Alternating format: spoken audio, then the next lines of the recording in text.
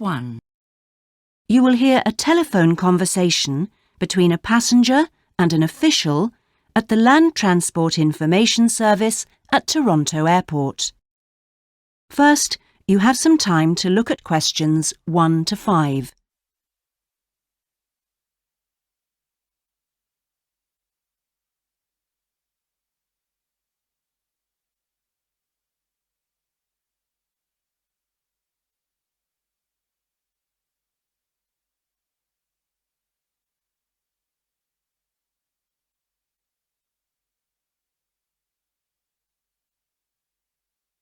Listen carefully and answer questions 1 to 5. Hello, this is Land Transport Information at Toronto Airport. How may I help you? Oh, good morning. I'm flying to Toronto Airport next week and I need to get to a town called, Milton. Could you tell me how I can get there? Milton, did you say? Let me see. I think that's about 150 miles southwest of here. In fact, it's 147 miles to be exact. So it'll take you at least, say, 3 to 4 hours by road. Wow, is it as far as that? Yes, I'm afraid so. But you have a number of options to get you there, and you can always rent a car right here at the airport, of course. Right. Well, I don't really want to drive myself, so I'd like more information about public transport. Okay. In that case, the quickest and most comfortable is a cab, and of course there are always plenty available, but it'll cost you. You can also take a Greyhound bus, or there's an airport shuttle service to Milton. I think for that kind of distance, a cab would be way beyond my budget. But the bus sounds okay. Can you tell me how much that would cost? Sure. Let's see, that would be $15 one way, or $27.50 return. That's on the Greyhound. Ah, that's quite cheap. Great.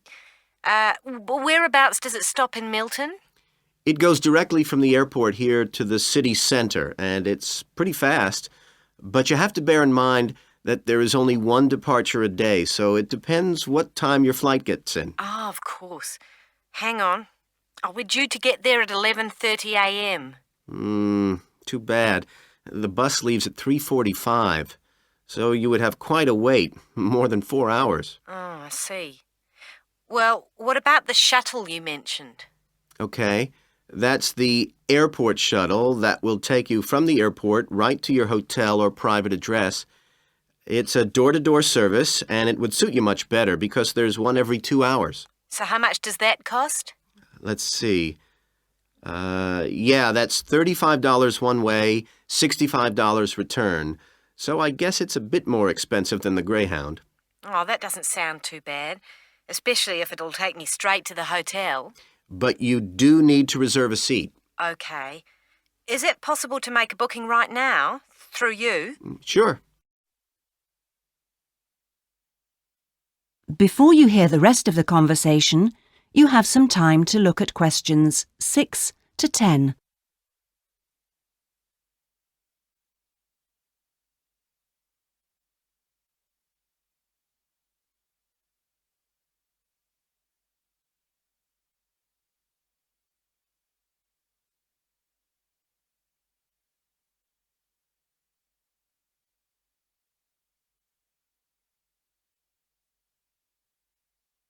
Now listen and answer questions 6 to 10. Okay, I just have to fill this form out for you. So, what date do you want to book this for? The 16th of October. Oh, no. Sorry, that's my departure date. I arrive on the 17th, so book it for them, please. So that's the Toronto Airport shuttle to Milton. And this is for just one person, or? Yeah, just me, please. Right. And you said your expected time of arrival was 11:30? So if I book your shuttle for after 12, let's say 12:30, that should give you plenty of time to, collect your baggage, maybe grab a coffee. Yeah, that sounds fine, as long as we land on time. Well, we'll take your flight details, so you don't need to worry too much about that.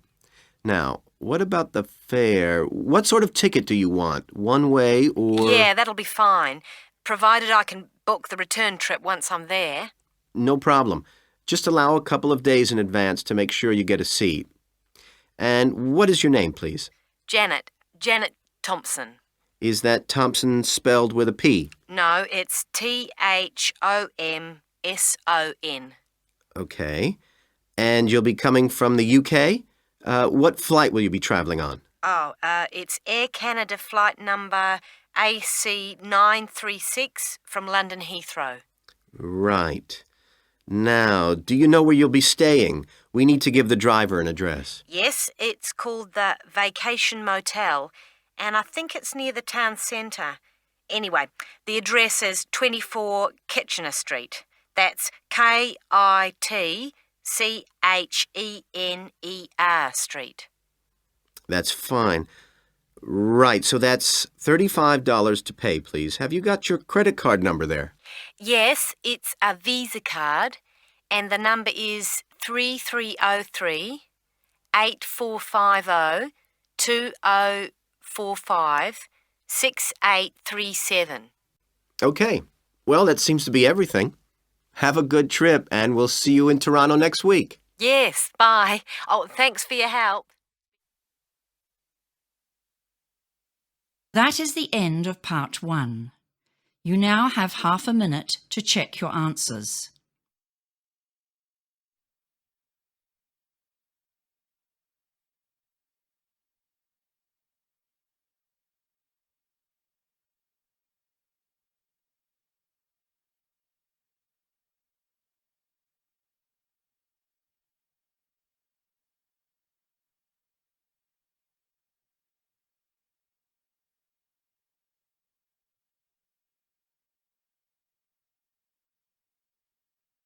Now turn to part 2. Part 2. You will hear a representative from a holiday company called PS Camping giving a talk about the holidays the company organises. First, you have some time to look at questions 11 to 16.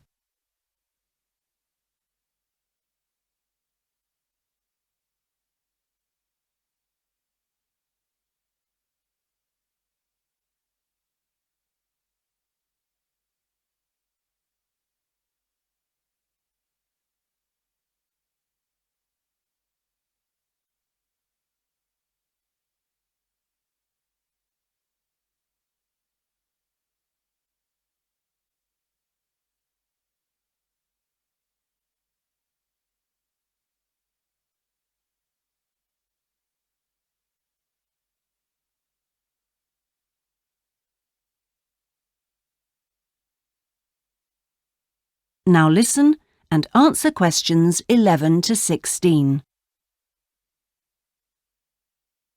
Thank you all for coming to my talk this evening. It's nice to see so many people in the audience. For those of you who don't know very much about PS Camping, let me start by giving you some background information about the company. The company started 25 years ago. It actually opened as a retail chain selling camping equipment, and then, 20 years ago, it bought a small number of campsites in the UK and began offering camping holidays. The company grew rapidly and has been providing holidays in continental Europe for the last 15 years. If you book a camping holiday with us, you'll have a choice of over 300 sites. In Italy, we now have some 64 sites that we either own or have exclusive use of. France is where we have the majority of sites, and we currently have a project to expand into Switzerland. We also have a number of sites in northern Spain, particularly in the mountainous region of Picos de Europa. We've upgraded all these Spanish sites and improved them considerably from their original 3-star rating. We believe our holidays offer superb facilities for the whole family. Parents who want their children to be fully occupied for all or part of the day can take advantage of our children's activities. These are organised by our well-qualified and enthusiastic staff. Each day kicks off with a sports match, perhaps football or volleyball, followed by an hour of drama for everyone. This may include singing or dancing, mime or other activities. In the afternoon, there's a different art activity for each day of the week, including a poster competition or model making. What's more, our sites are truly child-friendly, and with this in mind, we operate a no-noise rule in the evenings. Children's evening activities usually finish at 9:30 or occasionally 10, and from 10:30 holidaymakers are expected to be quiet in the areas where there are tents. We want nothing to go wrong on a PS camping holiday, but if it does, we also want all our customers to be insured. If you haven't organised an annual insurance policy of your own, you'll need to take out the low-cost cover we offer, and we require that you arrange this when you make your holiday reservation. There are many advantages to choosing PS Camping and to recommending it to others. As a regular customer, you'll be kept informed of special offers, and your friends can benefit from 10% off their holiday, or book a luxury tent for the price of a standard one. In return, we'll send you a thank you present, which you can choose from a list of high-quality items. Before you hear the rest of the talk, you have some time to look at questions 17 to 20.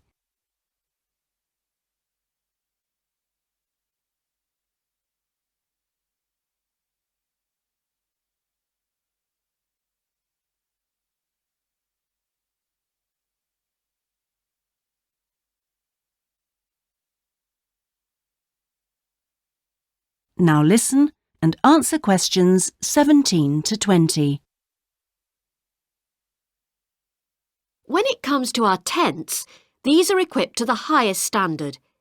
We really do think of every essential detail, from an oven and cooking rings fuelled by bottled gas to mirrors in the bedroom areas. If you don't want to cook indoors, you can borrow a barbecue if you ask in advance for one to be made available. And there's even a picnic blanket to sit on outside your tent. Inside, a box of games and toys can be found, and children's tents can be hired if required. All tents have a fridge, and if you want to spend the day on the beach, for example, ask for a specially designed PS Camping cool box, which will keep your food and drinks chilled.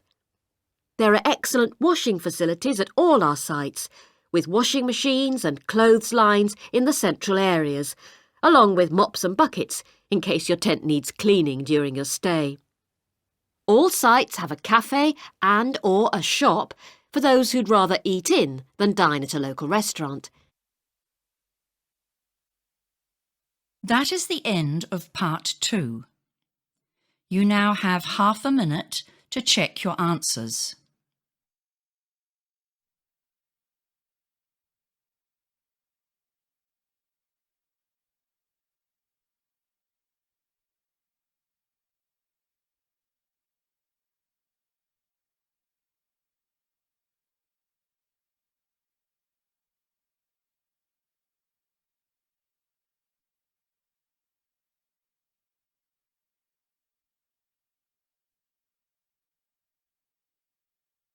Now turn to part 3. Part 3.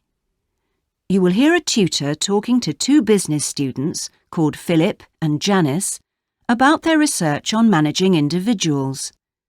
First, you have some time to look at questions 21 to 23.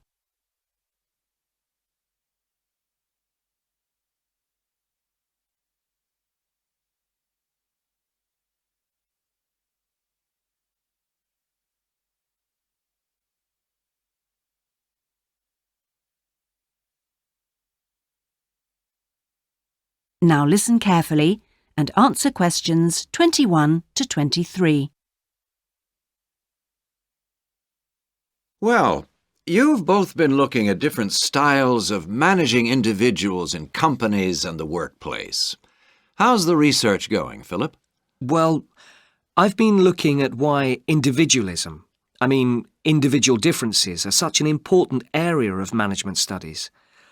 When you think about any organisation, be it a family business or a multinational company, they're all fundamentally a group of people working together. But it's what these individuals contribute to their places of work that makes you realise how important they are. Of course, they bring different ideas, but it's also their attitudes and their experiences of learning. Diversity is important in these areas too. So why do people behave so differently from one another at work? There are lots of reasons, but research has shown that a lot of it comes down to personality. And the other factor is gender. It's a well-known fact that men and women do lots of things in different ways, and the workplace is no different. Did you look at the effects of this variation on companies? Yes, I did. On the positive side, exposure to such diversity helps encourage creativity, which is generally an asset to a company. But unfortunately, individual differences are also the root of conflict between staff, and they can lead to difficulties for management, which can sometimes be serious.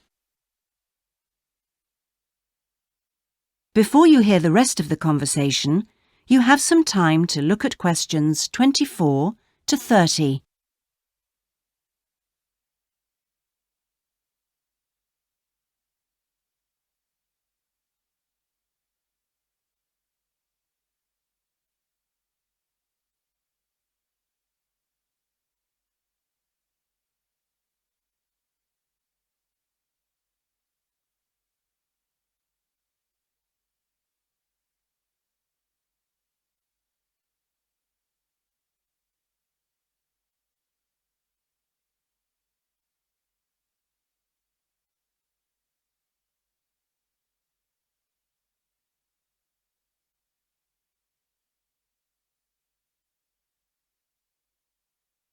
Now listen and answer questions 24 to 30. Thanks, Philip. So now I guess the two main things to remember here are to identify individual talent and then to utilize it. So, Janice, you were looking at identifying different talents in workers. Do you think this is easy for managers to do? Well, currently, teamwork is in fashion in the workplace, and in my opinion, the importance of the individual is generally neglected. What managers should be targeting is those employees who can take the lead in a situation and are not afraid to accept the idea of responsibility. That's true, Janice, but unfortunately, many managers think the entire notion of encouraging individuality amongst their staff is far too hard. Yes, that may be true, but I think one of the most important tasks of managers is to consider the needs of the individual on one hand and group cooperation and conformity on the other. It requires creative thinking on the part of management to avoid tension. So, Janice, what kind of people do you think companies should be looking for? Well, it has to start from the very beginning, when companies are looking for new employees. When the personnel department is choosing between applicants, they need to look for someone who's broken the mould and can think for themselves. Instead, people making these decisions often use a range of psychological tests to see if a person is a problem solver or will do as they're told. I'm not convinced these qualities are actually the most important. So, do you think being a good team player is overrated? No, it's not overrated. You do need to learn the rules and learn them fast. No individual can get around this if you're working in an organisation. So how should managers deal with this? Rewards. When an individual demonstrates the behaviour the organisation expects, some kind of incentive can be given. What's important here is that this happens right at the beginning, so new recruits learn the rules of the system immediately. Also, the incentive should be something the individual actually wants, and this isn't always just money. To come back to you, Philip, you were saying that recognition of good performers is essential. Now, what else should managers be looking for? Well, managing people means you not only have an understanding of your employees, but you also recognise the culture of the organisation. In fact, for some organisations, creativity and individuality may be the last thing they want to see during working hours. Very true. Yes, but managing people isn't as easy as it looks. For example, change in the workplace can be quite tricky, especially if there's a need to increase profit. And at times like these, managers may have to give priority to profit rather than individual staff needs. Yes, and that creates difficult situations for people. Yes, but what's important is that managers are able to deal with quite high levels of personal stress. During times of change, they should be thinking not only about the strain on their staff, but take time out to think of themselves. Absolutely. So, what are the implications of that? That is the end of part 3. You now have half a minute to check your answers.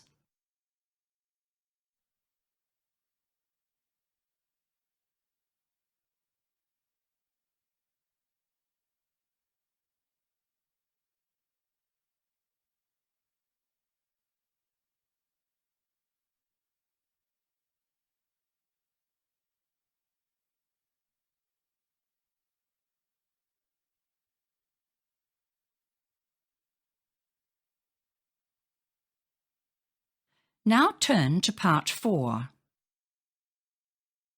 Part 4.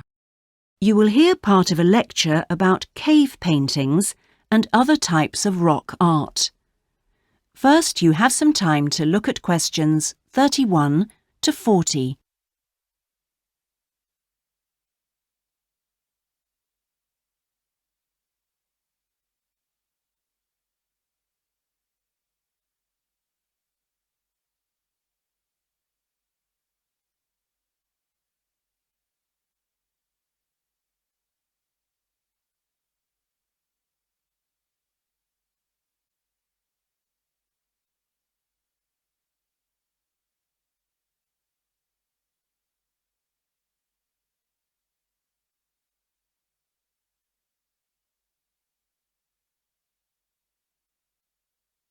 Now listen carefully and answer questions 31 to 40.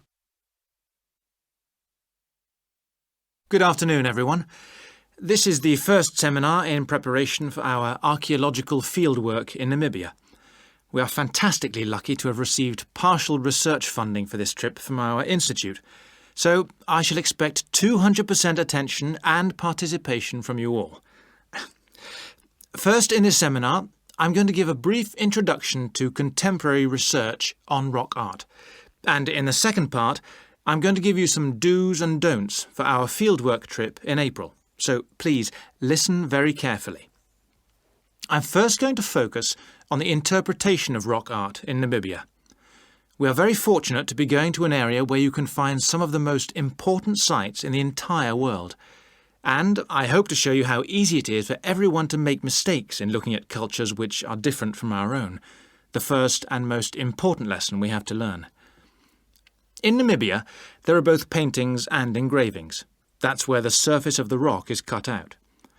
Many of the engravings show footprints of animals, and most scholars used to think that the purpose of these was simple and obvious. This rock art was like a school book with pictures to teach children about tracks, which track belonged to which animal, giraffe, lion, and so on. But there were some mysteries. First, when you look at a typical Namibian painting or engraving, you see the tracks are repeated. There are dozens of tracks for the same animal. Well, you'd expect just one clear illustration if the aim was to teach tracking. Now, there were two more problems. Why are some of the engravings of animals very accurate, as you'd expect, all clearly identifiable, and others quite unrealistic? And another mystery. Some of these unrealistic animals, that's in the engravings, seem to be half human. Some, for example, have got human faces. Many researchers now think that these were pictures the wise men engraved of themselves. They believed they could use magic to control the animals they had drawn, so the hunters could then catch them for food. This shows you some of the dangers of coming from one culture to another, as we'll be doing, without understanding it fully. Scholars imagine that children looked at rock art pictures to learn to track, just because they themselves had learnt skills from pictures. Many researchers now believe that rock art had a much more complex purpose, and we'll talk more about it next week.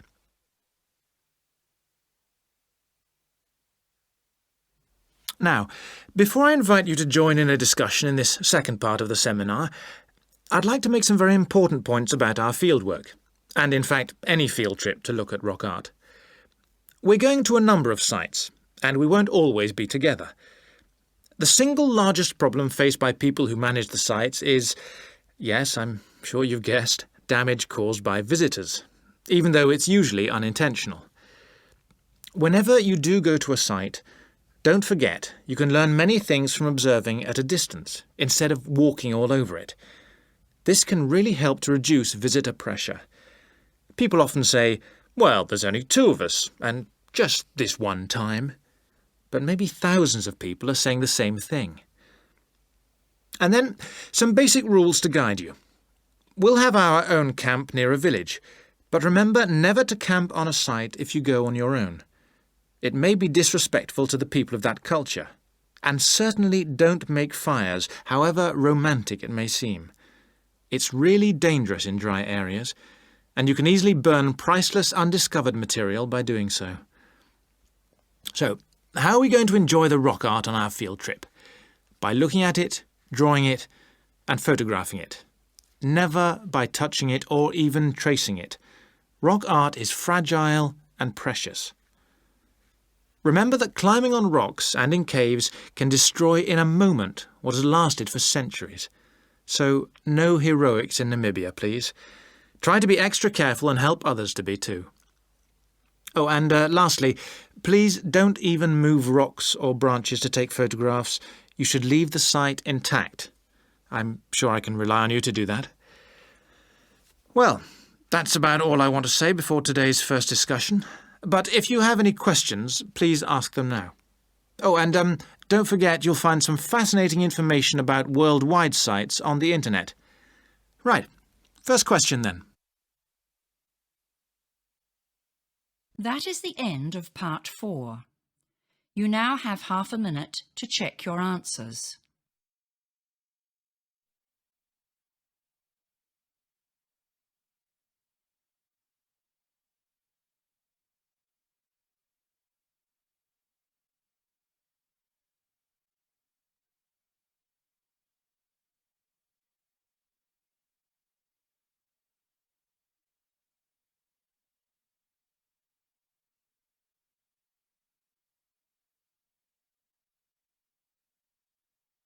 That is the end of the listening test.